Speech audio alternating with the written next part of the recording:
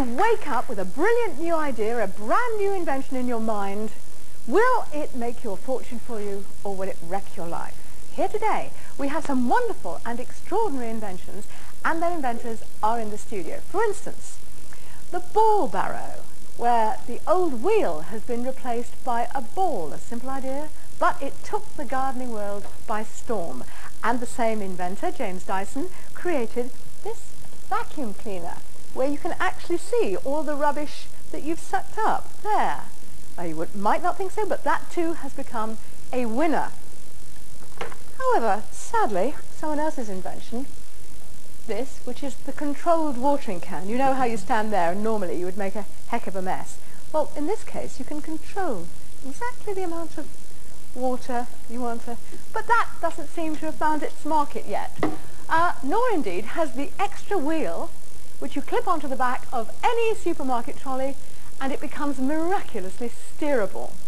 But all of the inventors and more are with us here today. First, we would like you to have a look at this. It looks, as you see, just like an ordinary front door, but it is quite unique because it's fitted with an invention that protects a house from an attack by an arsonist. Let me just show you how it does that. Tragically, these days, there are murderers who are prepared to kill whole families by putting petrol through a letterbox and then setting fire to it with throwing a match in. Now, you will see that it's all flowing out quite safely and harmlessly on the doorstep. And the reason is that there's a metal tube attached to the letterbox there, leading to a grill at the bottom of the door, so it goes straight through and out. Now, we have a family here in our studio who have bitter and tragic experience of that kind of arson, Mr. and Mrs. Pocock. Now, that actually happened to your daughter, didn't it? Yes, it did. Well, I've just seen it now, and I think it's a brilliant idea. It needs to. It's just a shame it didn't come out over 7 months ago. Tell us what happened. We have a picture of your daughter, Cheryl, who was obviously... It was 7 months ago, actually, on Father's Day. Cheryl was living above a pub in the top floor. She was going to move out a week later to a ground floor flat, and there was an arson attack on the pub. Petrol was poured through the letterbox in a vendetta against the landlord, nothing to do with Cheryl. And she was the only person not to get out of the building alive. She actually died of smoke inhalation. And she had a new job that she would have been starting the following week. She had everything to live for, and she wouldn't hurt a fly. She's a gentle girl. When you see that invention, does it make you feel that that would have saved your daughter's life? Yes, I think it would. It's a brilliant invention, and I think everybody should have the choice of being able to have that letterbox on their door. Well, you're sitting next to the inventor, Mr. Slayford. Now, you invented that. Yes, I did, yep. What has it cost you, first of all, financially? Financially, it's cost me approximately £50,000. Of your own money? Of my own money, yes. Right. Research and development. And in terms of your life, what has it cost you? Well, the last 7 years of my life, really, work, continuous work. It's driven my wife mad. Your wife is here. Yes. Has it? Why? Well, because Barry is obsessed with getting this on the market, and sometimes that is all what he thinks about. And unfortunately, 3 years ago, I was ill because of the pressure of bringing up the family and short of money. What kind of illness? I had anorexia, which was caused through the stress, and I lost 3 stone without Barry even noticing. I went from 10.5 to under 6 stone. What were you doing, Barry, that you didn't notice her illness? Well, I put all my life into the letterbox. Did that mean writing to people, trying to interest manufacturers? Yes, I was continuously writing to manufacturers, to local authorities, to the fire brigade, to the Home Office, I think I wrote to virtually everybody. I wrote to all the publicans or the breweries, and the response I got was practically zero. You know, it was as though I didn't get any reply whatsoever. Now, Barry's your father, yes? Do you think he ought to give up with this work of his, this idea of his? I think it's a really good idea, and I just hope it takes off because it's taken such a long time. And has it affected your life? It has, because when I have friends round, I have to warn them now not to mention it, because when He's we become a bit of a bore, has he, on the subject? he'll talk for hours about it. Right. Do you find that too? Yeah, he will. He'll talk for hours. So you have to warn the people before they come, not to mention it. Was it a personal event in your own life that Yes, it inspired was. you? Yes, I had an arson attack I had a shop premises, and I had bedsitters above the shop, and I had a person decided to try to set fire to my property. They poured petrol through the letterbox. I was very lucky at the time because the whole place didn't go up. But from that event, I then sat down and developed the idea of maybe putting something on a door to stop an arson attack. Well, it obviously is a very interesting idea, and I'm wondering why, for example, some of the ethnic communities who are the subject of terrible attacks, some of them like this, aren't they? It's very, very important that companies actually do consider this, and councils and in general, because it is a good idea. We've had instances where Asian families have been forced out of their homes, firebombed and that kind of thing, and this will be a brilliant way of stopping that kind of thing happening, basically. Right, well, here is an idea.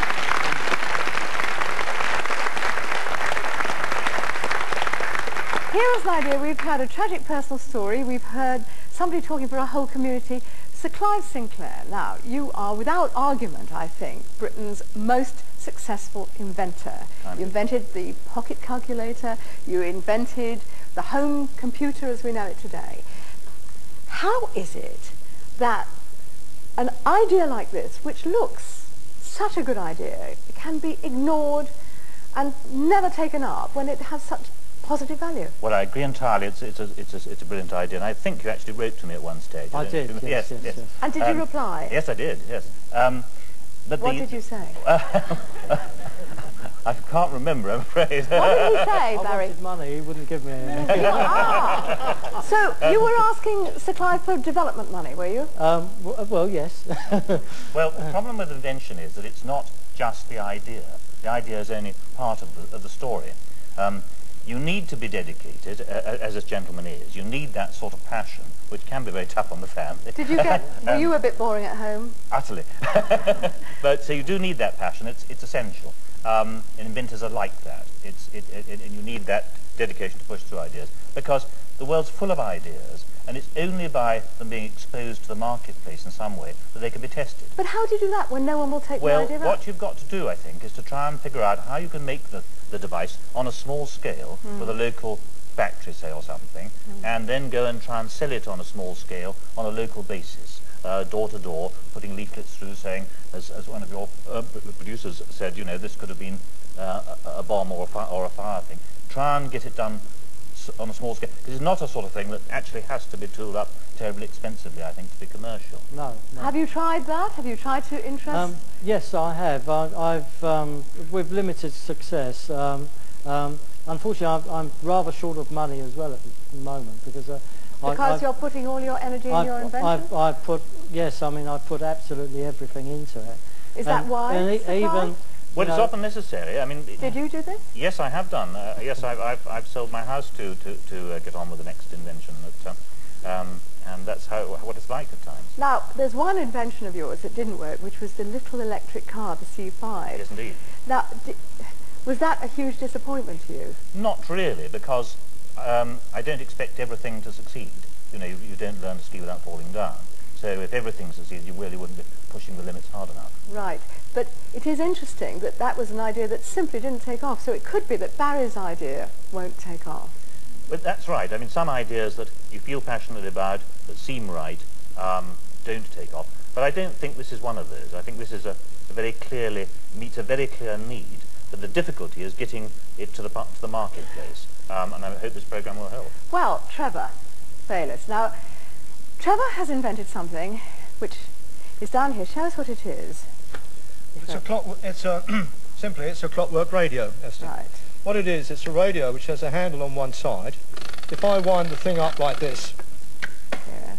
and then I turn the thing on, instructions in order to create what we would nowadays call false images. Henry VIII painted by Holbein looks so much bigger and grander than he was. Right. So you wind up the radio, no battery? Right. No batteries. No mains? That's exactly it. Right, so perfect for a country like Africa? Yes, but for the third world, or anywhere where there aren't batteries. So if you were a backpacker, for example, it would be suitable for you, or if you're on board a boat, for example.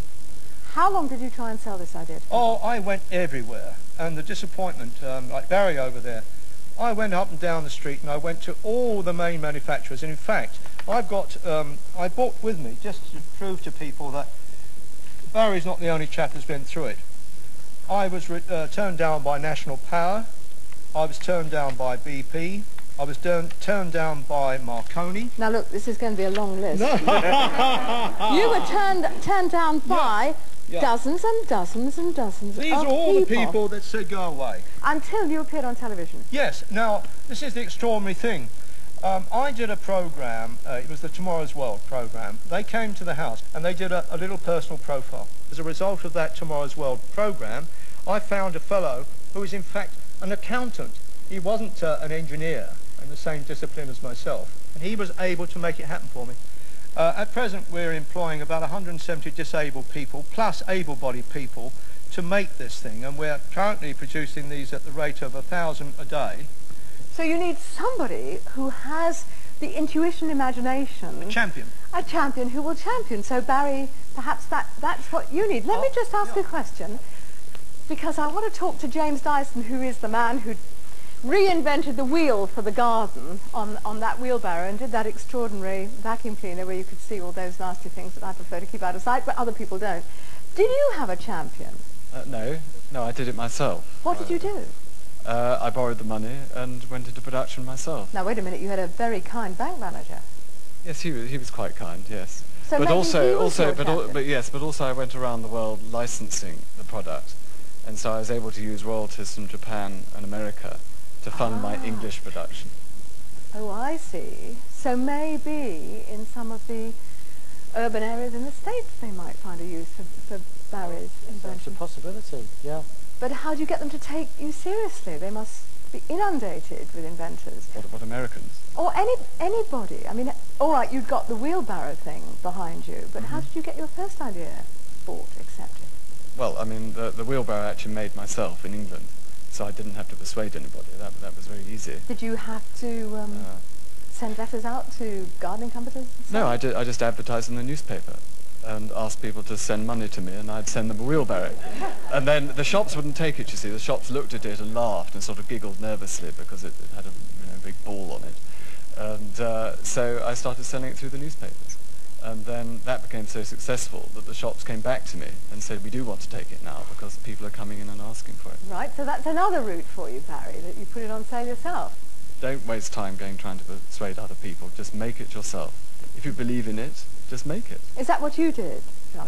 No. What did you do? Well, I came up with a prototype, and I wrote to about 8 companies. Now, this was the garden... This was the garden back. Yeah. We've actually got one here. That's right, yes. Would you like to demonstrate it for us so that we can see what it actually does? In the olden days, I will be the olden days here, shall I? In the olden days, in autumn, it was the rake scenario like this, yes? That's right. And you've made me obsolete. Show them how.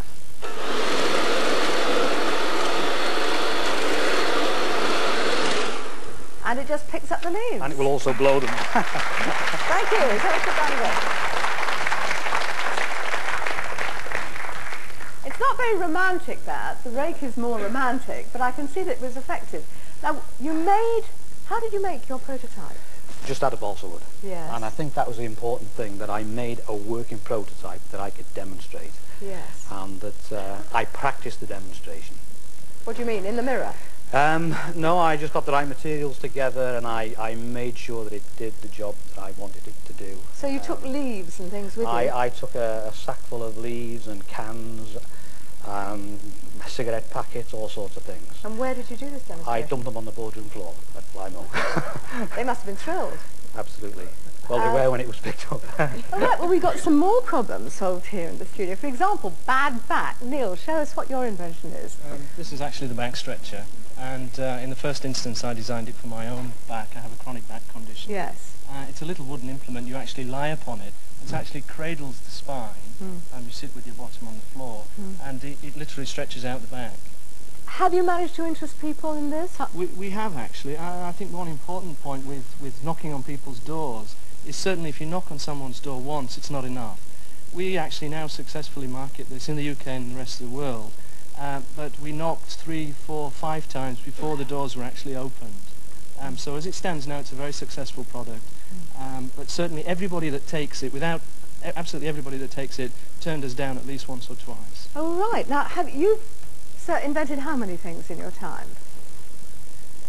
Not quite sure. That must be about 50, 60. You have an invention here. Explain this to us. Right. This is born out of boredom. It's a little device called a bookminder. The whole idea is when you're dining alone, you've got to hold the pages flat. You just slip this on like that, flatten it out, and you can use your hands to obviously eat your meal. I have noticed a flaw. Please tell me. How do you turn the page over? Oh, you don't? You read the same page over and over again. You're kidding me! No, you simply undo it, turn the page. Yes. I've turned dozens there just now. Yes. And then you just clamp it down again. But you can do it very, very simply, just usage. Can I just ask whether people would find this useful? Could you put... Wait a minute, yes? Do you want to stand for a second? Yes. My boyfriend's a book collector, and that would actually bend the spine of a very valuable array of books. No, it doesn't. But look, is it useful for reading in the bath, for instance? My wife does it all the time, reading in the bath. So she balances this on the soap dish. She does indeed. You will get one of these things that go across the bath. She just sits there. She hasn't dropped a boot once. And that means you can carry on washing and reading at the same time. She uses it all the time. Indispensable, she reckons. Could you just put your hands up in the audience if you would use this device? Oh, that's very good. Thank you very much. Well, you've got about 4 customers. Thank you. But also I can say on the beach when it's windy. Yes. You don't lose your place because the wind doesn't blow the pages over. Thing is, I lose an ordinary bookmark. I'm sure I'd lose that. Oh, good. You'd buy another one.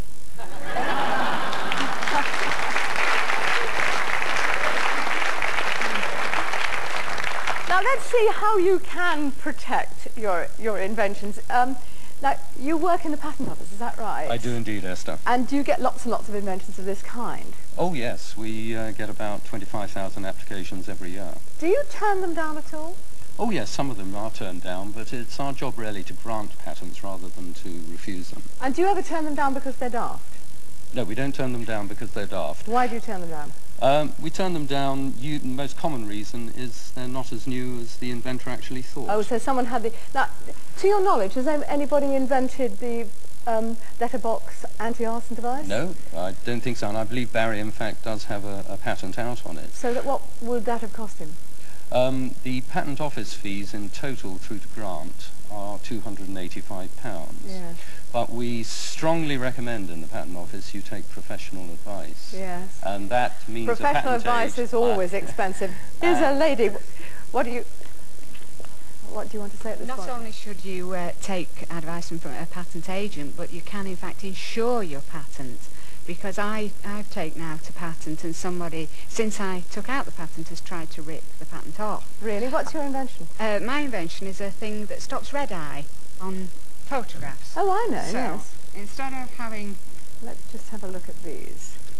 We've got so 2 pictures instead of having here. the horrible shadows and the red eyes, it looks like it's been taken in a studio.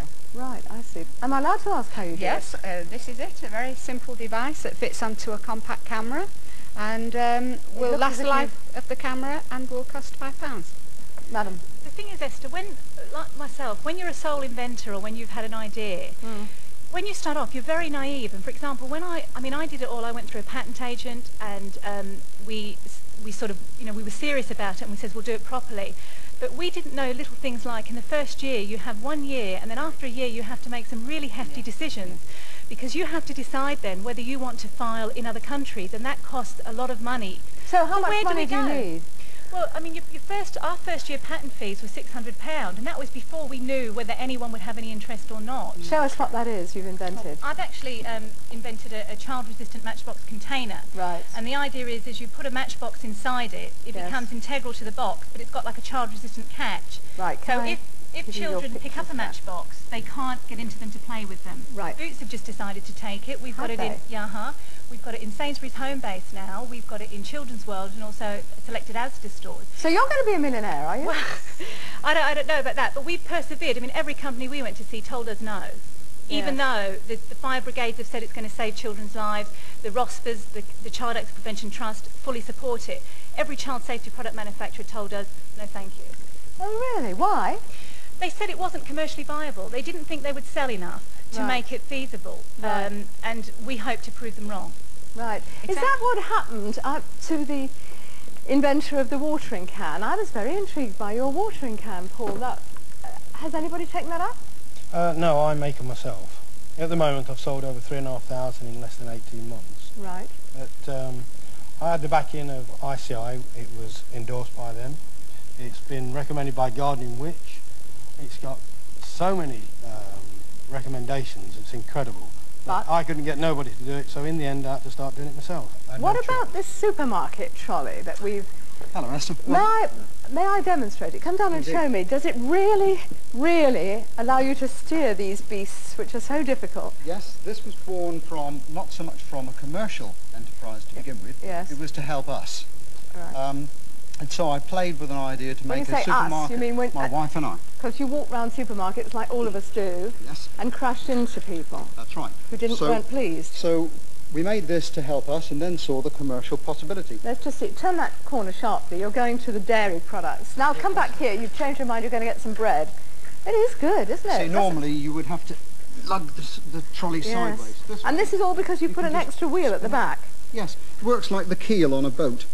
And it stops the thing sliding sideways. So none of the supermarkets will accept this idea. It isn't any use to them. Because? Because if it was fixed to a supermarket trolley, it would stop them nesting.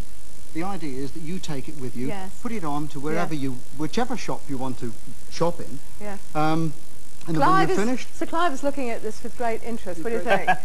Well, I wouldn't put a lot of money in myself. It's most ingenious. It's very clever. But because it has to be put on each time, I think that would deter people. If you could somehow arrange for it to sort of flip up when the stacking was happening. Yes, but you've got to take it with you. But if you could arrange for it to flip up so that they could still stack, maybe then I think it would be extremely attractive. I just think your problem is that you walk around with that and it reminds all the supermarkets that their trolleys are a blooming nuisance because you can't steer them. Well, I think you've got a marketing problem, don't you think? Come with me. Now, we've got a very young inventor here. Tell me about this, Elizabeth. This is for tidying flexors. Right. So they're not in a knot. Right. Let's have a look at this. How did you get this idea? Well, I was watching my mum in the garden with a lawnmower flex. Yes. And she's trying to get it straight. And she's just having an awful struggle with it. Yes. So I thought, well, I could invent something that'll keep it tidy. Now, tell me how far you got with this. Well, I've started off at the Young Engineers Club at school, the Yeti Society, and we entered a competition with it, a national competition, and I won that in my age group, so we wrote to Black & Decker. Oh, and what did you say? We've got Black & Decker here, haven't we? Yes, we have. Well, it was one of about 1,000 letters we get a year, and we like the idea, and so we've got the non-exclusive rights for it, and we're very seriously considering it right at the moment. Is he going to be...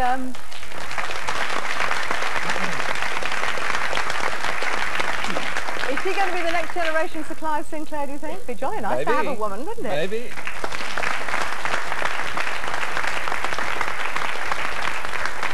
Well, now, we have one final brilliant invention that I must just reveal. It's here. What I have to do is I just have to... No, don't touch that. Oh, I'm terribly sorry. This is, of course, Desmond Llewellyn. Now, I do know that when you're playing Q in the James Bond films, you're always a bit strict, but I was just wondering, Desmond, whether you'd mind... Look, you can't get round me like this. No, but How do I know that you can demonstrate this thing properly? I can see why you have the impact you do on James Bond. I'll stand here, you do it. Right, now pay attention, everybody. This really is one of the most brilliant inventions I've seen for ages. Now just watch. I undo this case like that, and I press this button here. Oh, I turn it off now.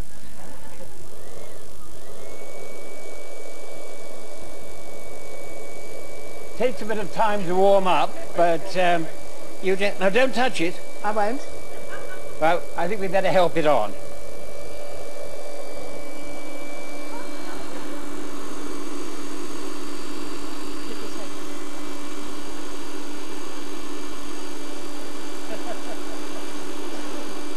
Now, unfortunately, Kew Department didn't invent this. This wonderful young lady here is the inventor. Tell us what it's for. Can we I'll turn it off? Sorry. Anyway, I believe it might explode, mightn't it? Well, if it's one of yours, it certainly will. Thank you very much. A pleasure. Now, can you explain to me the point of this? Me? No, perhaps Zilla, explain to me. Well, rather like one of Kew's inventions, this is actually a prototype also.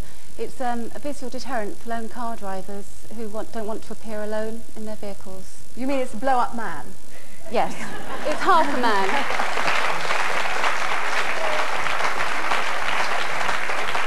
Well, you certainly got a round of applause. Can I just finally ask how many people in the audience would like to buy one of these? How much would it cost, Zilla? £49.99. So, 50 quid. Who would, can I see who in our audience would buy this gentleman, not Desmond, but this gentleman for 50 quid? Well, there is a glimmer of interest. Can I just ask why you invented him? Sure. It's quite a serious reason behind it, really. I was, some boys tried to run me off the road in a car a couple of years ago because they saw I was on my own. And it just occurred to me, you know, if I hadn't been perceived as on my own at that time, that attack would definitely not have happened. Well, let me ask Sir Clive, what do you think? I think it's a brilliant invention and meets a very important need. I think it would sell. Right. Yeah. Let me just... Let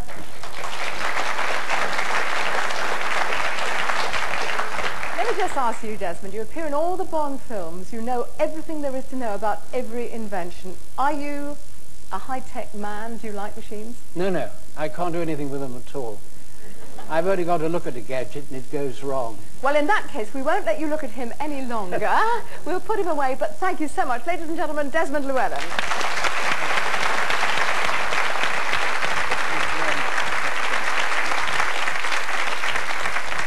And I must thank all our inventors for being here with us today. Perhaps, if I may draw attention to one, I just hope, Barry, that your invention, which I believe would save so many lives, does, maybe as a result of this programme, find the market which I believe does exist for it.